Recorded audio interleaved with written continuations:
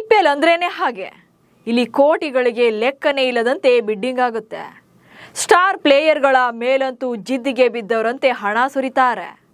ಆದರೆ ರಿಯಾಲಿಟಿ ಏನಂದ್ರೆ ಹೀಗೆ ಕೋಟಿಗಳ ಲೆಕ್ಕದಲ್ಲಿ ಹಣ ಬಾಚಿಕೊಂಡವರು ಆನ್ಫೀಲ್ಡ್ನಲ್ಲಿ ಕೈ ಕೊಟ್ಟಿದ್ದಾರೆ. ಯಾರು ಗೇಮ್ ಚೇಂಜರ್ಸ್ ಆಗ್ತಾರೆ ಅನ್ಕೊಂಡಿದ್ರೋ ಅವರೇ ಅಟ್ಟ ಫ್ಲಾಪ್ ಆಗಿದ್ದಾರೆ. ಹೀಗಾಗಿ ಸೋತು ಸುಣ್ಣವಾಗಿರುವಂತಹ ತಂಡಗಳಲ್ಲಿ ಸರ್ಜರಿ ಲೆಕ್ಕಾಚಾರಗಳು ಶುರುವಾಗಿವೆ. ಹಾಗಾದ್ರೆ ಗೇಟ್ ಪಾಸ್ ಲಿಸ್ಟ್ನಲ್ಲಿ ಯಾರೆಲ್ಲ ಇದ್ದಾರೆ? RCBಯಲ್ಲೂ ಕೂಡ ಬದಲಾವಣೆ ಆಗುತ್ತಾ? ಅವರು ಪಡೆದಿದ್ದ ಸಂಭಾವನೆ ಹಾಗೆ ಪರ್ಫಾರ್ಮೆನ್ಸ್ ಹೇಗಿದೆ ಅನ್ನೋದನ್ನ ಈ ವಿಡಿಯೋದಲ್ಲಿ ಹೇಳ್ತೇನೆ. ನಾನು ಶಾಂತ. ನೀವು ಸುದ್ದಿಯಾನದ ಸಬ್ಸ್ಕ್ರೈಬರ್ ಆಗೋದಕ್ಕೆ ಮರಿಬೇಡಿ. 10 ತಂಡಗಳಿಂದ ಸ್ಟಾರ್ಟ್ ಆದ 19ನೇ ಸೀಸನ್ IPL ಜರ್ನಿ ಈಗ 3 ತಂಡಗಳಿಗೆ ಬಂದು ನಿಂತಿದೆ.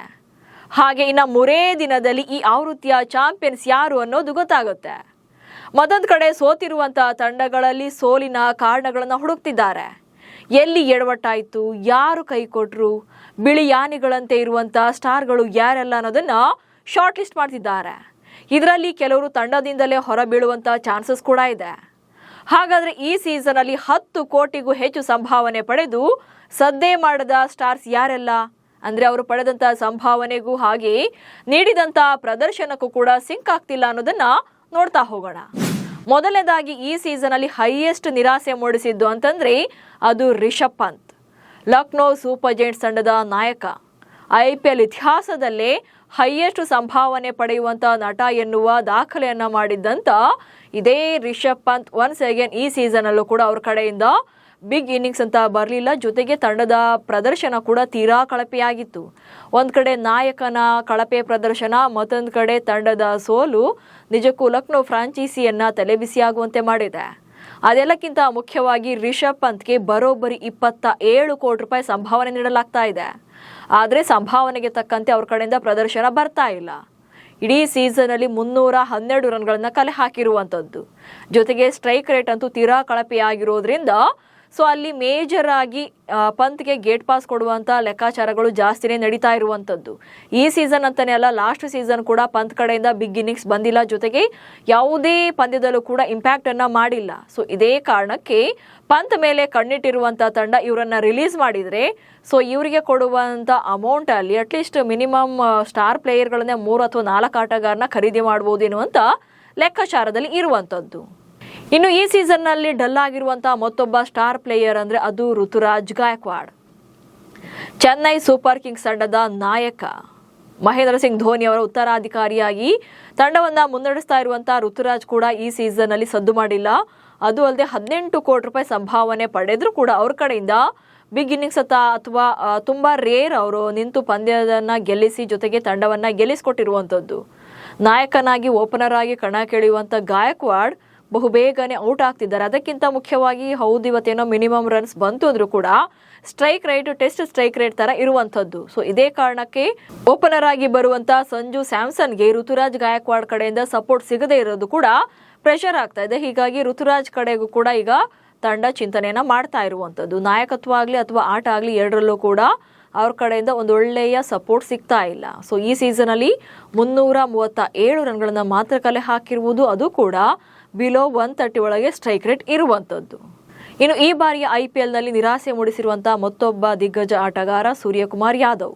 ಸೂರ್ಯಕುಮಾರ್ ಯಾದವ್ ಆಕ್ಚುಲಿ ಟೀಮ್ ಇಂಡಿಯಾದಲ್ಲೂ ಕೂಡ T20ನಲ್ಲೂ ಕೂಡ ಅಷ್ಟು ಸೌಂಡ್ ಮಾಡಿಲ್ಲ. ಬಟ್ ಲಾಸ್ಟ್ ಸೀಸನ್ IPL ನಲ್ಲಿ ಸೂರ್ಯಕುಮಾರ್ ಯಾದವ್ ಮುಂಬೈ ಪರ ಹೈಯೆಸ್ಟ್ ರನ್ ಗೆಟರ್ ಆಗಿದ್ರು. ಬಟ್ ಈ ಸೀಸನ್ ಅಲ್ಲಿ ಅವ್ರ ಕಡೆಯಿಂದ ಅಂಥದ್ದೊಂದು ಇನ್ನಿಂಗ್ಸ್ ಬರಲೇ ಇಲ್ಲ. ಜೊತೆಗೆ ಆಲ್ಮೋಸ್ಟ್ ಅವರು ಡಗೌಟ್ ನಲ್ಲೇ ಕೂತಿರೋದೇ ಜಾಸ್ತಿ ಇತ್ತು. ಸೊ ಇವ್ರ ಮೇಲೆ 16.35 ಕೋಟಿ ರೂಪಾಯಿ ಸಂಭಾವನೆಯನ್ನ ಮುಂಬೈ ಫ್ರಾಂಚೈಸಿ ನೀಡ್ತಾ ಇದೆ. ಬಟ್ ಅದು ಅಷ್ಟು ವರ್ತ್ ಇಲ್ಲ ಅನಿಸ್ತಿದೆ ಅವ್ರಿಗೀಗ. ಸೊ 270 ರನ್ಗಳನ್ನ ಮಾತ್ರ ಕಲೆ ಹಾಕಿರುವಂತದ್ದು. ಇನ್ನು ಲಕ್ನೋ ಸೂಪರ್ ಜೈಂಟ್ಸ್ ತಂಡದ one of the most expensive player ಅಂತಂದ್ರೆ ನಿಕೋಲಸ್ ಪೂರನ್, ವೆಸ್ಟ್ ಇಂಡಿಯನ್ ಈತ.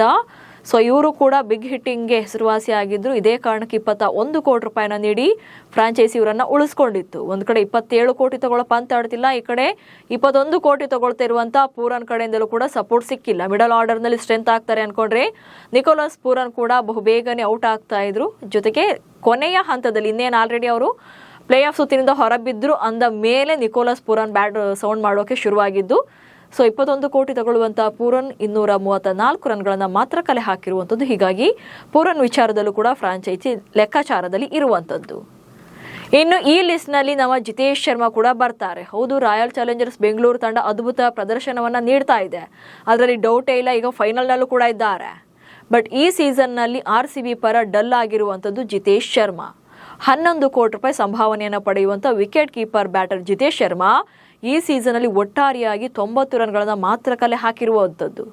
ಕಳೆದ ಸೀಸನ್ನಲ್ಲಿ ಲಕ್ನೋ ವಿರುದ್ಧ 85 ರನ್ಗಳ ಅಜೇಯ ಇನ್ನಿಂಗ್ಸನ್ನು ಒಂದೇ ಮ್ಯಾಚಲ್ಲಿ ಆಡಿದ್ರು, ಅದು ಕೂಡ 200+ ಸ್ಟ್ರೈಕ್ ರೇಟ್ನಲ್ಲಿ. ಬಟ್ ಈ ಸೀಸನ್ನಲ್ಲಿ ಎಲ್ಲ ಪಂದ್ಯಗಳಿಂದ ಸೇರಿ ಕೂಡ 90 ರನ್ಗಳನ್ನು ಅಷ್ಟೇ ಕಲೆ ಹಾಕಿರೋದು. ಹೀಗಾಗಿ ಜಿತೇಶ್ ಶರ್ಮಾ ಬಗ್ಗೆ ಕೂಡ ಸ್ವಲ್ಪ ಯೋಚನೆಯನ್ನು ಮಾಡಬೇಕಾಗುತ್ತೆ. ಆ್ಯಕ್ಚುಲಿ ಲಾಸ್ಟ್ ಸೀಸನ್ ಬೆಂಗಳೂರು ತಂಡ ಚಾಂಪಿಯನ್ ಆಗಿತ್ತು. ಆ ಸೀಸನಲ್ಲಿ ಯಾರನ್ನು ಬಿಟ್ಟಿದ್ರು ಅಂತಂದರೆ ಲಿಯಾನ್ ಲಿವಿಂಗ್ಸ್ಟೋನರನ್ನ ಬಿಟ್ಟಿದ್ರು, ಯಾಕಂದರೆ ಮಿಡಲ್ ಆರ್ಡರ್ನಲ್ಲಿ ಅವ್ರ ಕಡೆಯಿಂದ ರನ್ಸ್ ಬಂದಿರಲಿಲ್ಲ. ಸೊ ಇದೇ ರೀತಿಯಾಗಿ ಜಿತೇಶ್ ಶರ್ಮಾ ಬಗ್ಗೆ ಕೂಡ ಏನಾದರೂ ಯೋಚನೆ ಮಾಡ್ತಾರಾ ಅಥವಾ ಕಂಟಿನ್ಯೂ ಮಾಡ್ತಾರಾ ಎನ್ನುವಂಥ ಕ್ಯಾಲ್ಕುಲೇಷನ್ ಇದ್ದೇ ಇರುತ್ತೆ.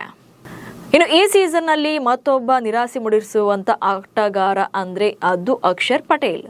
16.5 ಕೋಟಿ ರೂಪಾಯಿ ಸಂಭಾವನೆಯನ್ನು ಪಡೀತಾರೆ, ಜೊತೆಗೆ ಡೆಲ್ಲಿ ತಂಡದ ನಾಯಕನಾಗಿದ್ದಾರೆ. ಸೊ ಒಂದು ಕಡೆ ಡೆಲ್ಲಿ ತಂಡ ಪ್ಲೇ ಆಫ್ಗೆ ಬರಲಿಲ್ಲ, ಮತ್ತೊಂದು ಕಡೆ ಅಕ್ಷರ್ ಪಟೇಲ್ ಕೂಡ ಇಂಪ್ಯಾಕ್ಟನ್ನು ಮಾಡಿಲ್ಲ.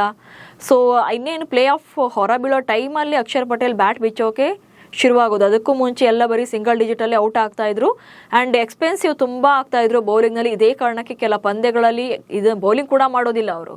ಸೊ ಲಾಸ್ಟ್ ಮೂಮೆಂಟಲ್ಲಿ ಆಟ ಆಡ್ತೀವಿ ಅಂದರೂ ಕೂಡ ಅವ್ರ ಕಡೆಯಿಂದ ನಿರೀಕ್ಷಿತ ಪ್ರದರ್ಶನ ಬರಲಿಲ್ಲ.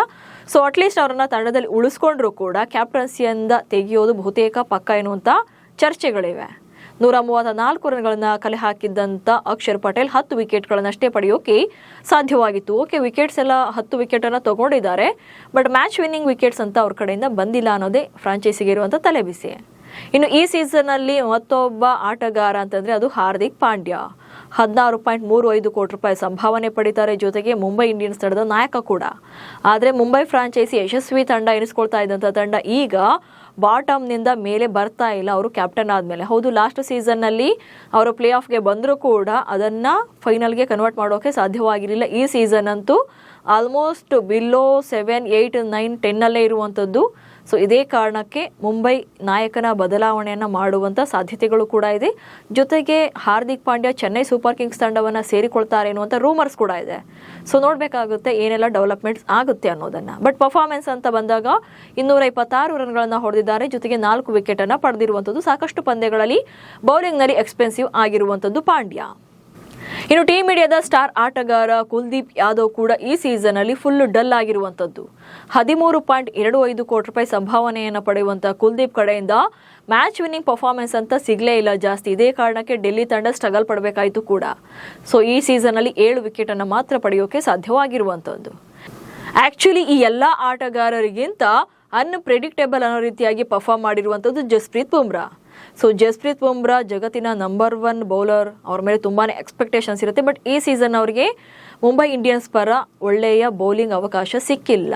ಸೊ ಸಿಕ್ಕರೂ ಕೂಡ ಅದನ್ನು ಅಲ್ಲಿ ಇಂಪ್ಯಾಕ್ಟ್ ಮಾಡೋಕ್ಕೆ ಸಾಧ್ಯವಾಗಿಲ್ಲ ಜಸ್ಪ್ರೀತ್ ಬುಮ್ರಾ. ಸೊ ಬುಮ್ರಾ ಅವರ ಇದೇ ಕಳಪೆ ಪ್ರದರ್ಶನ ಒಂದು ರೀತಿಯಾಗಿ ಮುಂಬೈ ತಂಡಕ್ಕೂ ಕೂಡ ದೊಡ್ಡ ಹೊಡೆತವನ್ನು ನೀಡಿದ್ದು ಸುಳ್ಳಲ್ಲ. 18 ಕೋಟಿ ರೂಪಾಯಿ ಸಂಭಾವನೆಯನ್ನು ಪಡೆಯುವಂಥ ಜಸ್ಪ್ರೀತ್ ಬುಮ್ರಾ ಫಸ್ಟ್ ವಿಕೆಟನ್ನು ತಗೊಳ್ಳೋಕ್ಕೆ 5 ಪಂದ್ಯಗಳು ಬೇಕಾಯಿತು. ಆ್ಯಂಡ್ ಇಡೀ ಸೀಸನ್ನಲ್ಲಿ ಅವರು 4 ವಿಕೆಟ್ ಮಾತ್ರ ತೆಗೆದುಕೊಂಡಿರುವಂಥದ್ದು. ಜೊತೆಗೆ ಸಾಕಷ್ಟು ಪಂದ್ಯಗಳಲ್ಲಿ ದುಬಾರಿ ಕೂಡ ಅನಿಸಿದ್ದಾರೆ. ಅನಂತರದ ಪಂದ್ಯಗಳಲ್ಲಿ ಅವರಿಗೆ ರೆಸ್ಟ್ ಕೂಡ ಕೊಡ್ತಾರೆ. ಸೊ ಜಸ್ಪ್ರೀತ್ ಬುಮ್ರಾ ಯಾವತ್ತೂ ಕೂಡ ಈ ರೀತಿಯಾದಂಥ ಪರ್ಫಾರ್ಮೆನ್ಸನ್ನು ನೀಡಿರಲಿಲ್ಲ. ಬಟ್ ಈ ಸೀಸನ್ನಲ್ಲಿ ಸ್ವಲ್ಪ ತುಂಬಾ ಕಳಪೆ ಅನಿಸಿರೋದ್ರಿಂದ ಮ್ಯಾನೇಜ್ಮೆಂಟ್ ಇವ್ರ ಮೇಲೆ ಕಣ್ಣಿಡುತ್ತೆ. ಹಾಗಂತ ತಂಡದಿಂದ ಕೈ ಬಿಡಲ್ಲ ಇವರನ್ನು. ಬಟ್ ಆದಷ್ಟು ಏನಂದರೆ ಕ್ಯಾಲ್ಕುಲೇಟಿವ್ ಏನಾದರೂ ಹಾಕ್ಕೊಂಡು ಅಥವಾ ಅವ್ರ ಕಡೆಯಿಂದ ಏನಾದ್ರೂ ಅವರು ಅಪ್ಡೇಟ್ ಆಗ್ತಾರೆ. ಸೊ ಹೀಗಾಗಿ ಬುಮ್ರಾ ತಂಡದಿಂದ ಹೊರಬೀಳೋದಂತೂ ಗ್ಯಾರಂಟಿ ಇರಲ್ಲ. ಇನ್ನು ಹರ್ಷದೀಪ್ ಸಿಂಗ್ ಈ ವಿಚಾರದಲ್ಲಿ ತುಂಬಾ ಚರ್ಚೆ ಆಗ್ತಾ ಇರುವಂಥ ಆಟಗಾರ. ಸೊ ಟೀಮ್ ಇಂಡಿಯಾದ ಆಟಗಾರ ಕೂಡ ಆಯಿತಾ. ಆದರೆ 18 ಕೋಟಿ ರೂಪಾಯಿ ಸಂಭಾವನೆಯನ್ನು ಪಡೆದರೂ ಕೂಡ ಪಂಜಾಬ್ ಕಿಂಗ್ಸ್ ಪರ ತುಂಬಾ ಎಕ್ಸ್ಪೆನ್ಸಿವ್ ಆಗಿರುವಂಥದ್ದು. ಈ ಸೀಸನಲ್ಲಿ 10+ ಎಕಾನಮಿಯಲ್ಲಿ ರನ್ನನ್ನು ಬಿಟ್ಕೊಟ್ಟಿದ್ದಾರೆ ಈ ಸೀಸನಲ್ಲಿ. ಜೊತೆಗೆ ಸಾಕಷ್ಟು ವೈಡ್ ಬಾಲ್ಗಳನ್ನು ಅವ್ರ ಕಡೆಯಿಂದ ನೋಡಿದ್ದೇವೆ. 14 ವಿಕೆಟನ್ನು ತಗೊಂಡ್ರೂ ಕೂಡ ಅವ್ರ ಕಡೆಯಿಂದ ಎಕ್ಸ್ಪೆನ್ಸಿವ್ ಇರೋದು ಸಮ್ಟೈಮ್ಸ್ ಪಂಜಾಬ್ ತಂಡಕ್ಕೂ ಕೂಡ ಹರ್ಟ್ ಆಗುವಂತೆ ಮಾಡಿದೆ. ಇಲ್ಲಿ ಹೇಳಿರುವಂಥ 10 ಆಟಗಾರರು ಕೂಡ 10 ಕೋಟಿಗೂ ಹೆಚ್ಚು ಸಂಭಾವನೆಯನ್ನು ಪಡಿತಾ ಇರುವಂಥ ಆಟಗಾರರು. ಇವರ ಮೇಲೆ ಫ್ರಾಂಚೈಸಿಗಳಿಗೂ ಕೂಡ ತುಂಬಾನೇ ಹೋಪ್ಸ್ ಇರುತ್ತೆ. ಮೋಸ್ಟ್ ಆಫ್ ದಿ ಪ್ಲೇಯರ್ಗಳು ಇಂಟರ್ನ್ಯಾಷನಲ್ ಪಂದ್ಯಗಳನ್ನು ಕೂಡ ಆಡಿರುವಂಥದ್ದು. ಅದರಲ್ಲೂ ಅಟ್ ಪ್ರೆಸೆಂಟ್ ಟೀಮ್ ಇಂಡಿಯಾ ಪರ ಆಡ್ತಾ ಇರೋರಿಗೂ ಕೂಡ ಈ ಬಾರಿಯ IPL ಅಷ್ಟೇನು ಚೆನ್ನಾಗಾಗಿಲ್ಲ. ಸೊ ಇದೇ ಬಿಗ್ ಪ್ಲೇಯರ್ಗಳ ಕಳಪೆ ಪ್ರದರ್ಶನ ತಂಡಗಳಿಗೂ ಕೂಡ ನುಂಗಲಾರದ ತುತ್ತಾಗಿದೆ. ಅದು ಹೇಗೆ ಹೊರೆಯಾಗ್ತಿದ್ದಾರೆ ಅನ್ನೋದನ್ನು ಕೂಡ ಹೇಳ್ತಾ ಹೋಗ್ತೇನೆ ನೋಡಿ. ಸ್ಟಾರ್ ಪ್ಲೇಯರ್ಸ್ ಅಂದಾಗ ಅವರ ಮೇಲೆಯೇ ಡಿಪೆಂಡೆನ್ಸಿ ಜಾಸ್ತಿ ಇರುತ್ತೆ. ಸೊ ಒಂದು ತಂಡ ಅವರ ಮೇಲೆ 10 ಕೋಟಿಗೂ ಹೆಚ್ಚು ಹಣವನ್ನು ಸುರಿದು ಕೊಡ್ತಾ ಇದೆ ಅಂತಂದ್ರೆ ಸೊ ಆ ಪ್ಲೇಯರ್ಗಳ ಮೇಲೆ ನಿರೀಕ್ಷೆ ಜಾಸ್ತಿನೇ ಇರುತ್ತೆ. ಜೊತೆಗೆ ಇಡೀ ತಂಡ ಅವ್ರ ಮೇಲೆ ಒಂದು ಸ್ಲಾಟ್ ಅಥವಾ ಒಂದು ಬೌಲಿಂಗ್ ಆಪ್ಷನ್ ಅಂತ ಬಂದಾಗ ಅವ್ರ ಮೇಲೆ ಡಿಪೆಂಡ್ ಆಗಿರುತ್ತೆ. ಸೊ ಇವ್ರು ಕೈ ಕೊಟ್ಟಾಗ ಆಟೋಮೆಟಿಕಲಿ ಅದು ತಂಡಕ್ಕೆ ಪ್ರೆಷರ್ ಆಗುವಂಥದ್ದೇ. ಜೊತೆಗೆ ಪ್ಲೇಯಿಂಗ್ 11 ಆಡಿಸ್ಬೇಕು ಅಂತಾನೆ ಕೋಟಿಗಳ ಲೆಕ್ಕದಲ್ಲಿ ಸಂಭಾವನೆಯನ್ನು ಕೊಟ್ಟು ಅವರನ್ನ ತಗೊಳ್ಳೋದು. ಸೊ ಈಗ ಒಬ್ಬರನ್ನ ಪಿಕ್ ಮಾಡ್ತಾ ಇದ್ದಾರೆ, ಜಾಸ್ತಿ ಹಣವನ್ನು ಕೊಡ್ತಾ ಇದ್ದಾರೆ ಅಂತಂದ್ರೆ ಅವ್ರನ್ನ ಬ್ಯಾಕಪ್ ಆಗಿ ಅಲ್ಲ, ಪ್ಲೇಯಿಂಗ್ 11 ಮಸ್ಟ್ ಅಂಡ್ ಶುಡ್ ಆತ ಆಡಲೇಬೇಕು, ಆತನ ಕಡೆಯಿಂದ ಬಿಗ್ ಇಂಪ್ಯಾಕ್ಟ್ ಆಗುವಂತ ಪ್ರದರ್ಶನ ಬರಲೇಬೇಕು ಅನ್ನೋ ಕಾರಣಕ್ಕೆ ಅವರನ್ನ ಅಷ್ಟೊಂದು ಹಣವನ್ನ ಕೊಟ್ಟು ತಗೊಂಡಿರ್ತಾರೆ. ಆದ್ರೆ ಕಳಪೆ ಪ್ರದರ್ಶನ ಬಂದರೂ ಕೂಡ ದಿಢೀರ್ ಅಂತ ಅವ್ರನ್ನ ಡ್ರಾಪ್ ಮಾಡೋಕ್ಕೂ ಕೂಡ ಆಗಲ್ಲ. ಸೊ ಇವರು ಹೌದಪ್ಪ ಒಂದೆರಡು ಮ್ಯಾಚ್ ಆಡಿಲ್ಲ, ಸೊ ಹಂಗಂತೇಳಿ 3ನೇ ಮ್ಯಾಚಲ್ಲಿ ಅವ್ರನ್ನ ದಿಢೀರ್ ಅಂತ ಡ್ರಾಪ್ ಮಾಡೋಕ್ಕಾಗಲ್ಲ. ಎಲ್ಲ ಪಂದ್ಯಗಳಲ್ಲೂ ಅವಕಾಶವನ್ನು ಕೊಡಬೇಕು. ಈಗ ಇವರೇ ತಗೊಳ್ಳಿ, ಗಾಯಕ್ವಾಡ್ ಇರ್ಬೋದು ಅಥವಾ ಪಂತ್ ಇರ್ಬೋದು, ಅವರು ಕ್ಯಾಪ್ಟನ್ಗಳು, ಅವರನ್ನ ಕೂರಿಸಿ ಪಂದ್ಯವನ್ನ ಆಡ್ಸೋಕ್ಕೂ ಆಗಲ್ಲ. ಸೊ ಈ ರೀತಿಯಾದಂಥ ಪ್ರೆಷರ್ಸ್ ಕೂಡ ಫ್ರಾಂಚೈಸಿ ಮೇಲೆ ಇರುತ್ತೆ. ಸೊ ಅದು ಅಲ್ಲದೆ ಇವರಿಗೆ ಜಾಸ್ತಿ ಹಣವನ್ನು ಕೊಟ್ಟಿರೋದ್ರಿಂದ ಬೇರೆಯ ಕೊಟ್ಟು ತಗೊಳ್ಳುವಂಥ ಆಟಗಾರರು ಕಡಿಮೆ ದುಡ್ಡಲ್ಲಿ ಬಂದಿರ್ತಾರೆ. ಜೊತೆಗೆ ಅವ್ರ ಮೇಲೆ ಅಷ್ಟೊಂದು ಡಿಪೆಂಡ್ ಆಗೋಕ್ಕೂ ಕೂಡ ಸಾಧ್ಯತೆಗಳು ಇರಲ್ಲ. ಸೊ ಇದು ಕೂಡ ಮ್ಯಾನೇಜ್ಮೆಂಟ್ ಲೆಕ್ಕಾಚಾರವನ್ನು ಹಾಕೊಳ್ಳುತ್ತೆ. ಜೊತೆಗೆ ಕ್ಯಾಪ್ಟನ್, ವಿಕೆಟ್ ಕೀಪರ್, ಓಪನರ್ಗಳ ಹೀಗೆ ಜವಾಬ್ದಾರಿಗಳ ಪ್ರೆಷರ್ ಇರುತ್ತೆ ಅವ್ರ ಮೇಲೆ. ಸೊ ಹಾಗಾಗಿ ಅವರನ್ನ ಪ್ಲೇಯಿಂಗ್ 11 ಕೂಡ ಕೂರಿಸೋಕೆ ಸಾಧ್ಯ ಆಗಲ್ಲ. ಇನ್ನು ಬ್ಯಾಕಪ್ ಪ್ಲೇಯರ್ಸ್ ಇದ್ರೂ ಕೂಡ ಬದಲಾವಣೆ ಮಾಡೋದು ಸುಲಭ ಇರೋದಿಲ್ಲ. ಹೌದು, ಈಗ ಒಬ್ಬ ಆಟಗಾರ ಇಂಜುರಿ ಆದರೆ ಬ್ಯಾಕಪ್ ಪ್ಲೇಯರ್ಸ್ ಎಲ್ಲ ತಂಡಗಳಲ್ಲೂ ಕೂಡ ಇದ್ದೇ ಇರ್ತಾರೆ.